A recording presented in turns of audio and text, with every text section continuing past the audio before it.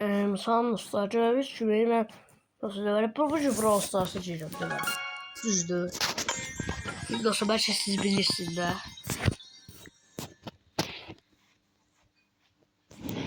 Ondan sonra dostlar bu havlə. Baxın Nus adı bir cərəbə gəlmişdi dostlar adı. Fərq yox.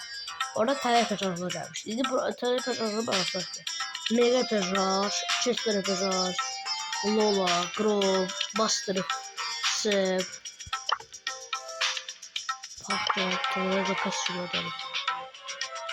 Ciddi katta.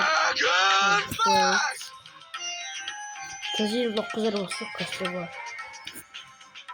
Gelip. Phoenix'e gelmedim kasıyor.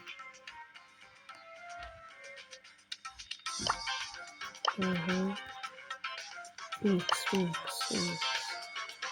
Sonra ben buna bakalım görün. Phoenix aynı yerden.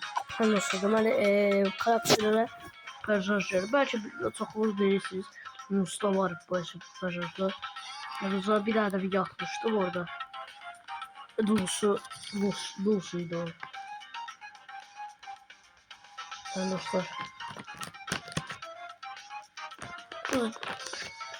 Dostlar devam edilmeye personajlar. Çünkü dostlar bilirsiniz yani. Neyse dostlar video böyleydi. Sağ olun. Görüşelim. İnşallah yine böyle video olacak. Ha dostlar bir de şu böyle dostlar böyle kostüm düşmüştü bana Edna SMS dairesinde. Neyse dostlar sağ olun. Eğer abone olmasanız bu Rico gelip sizi işleyecek. Abone olun.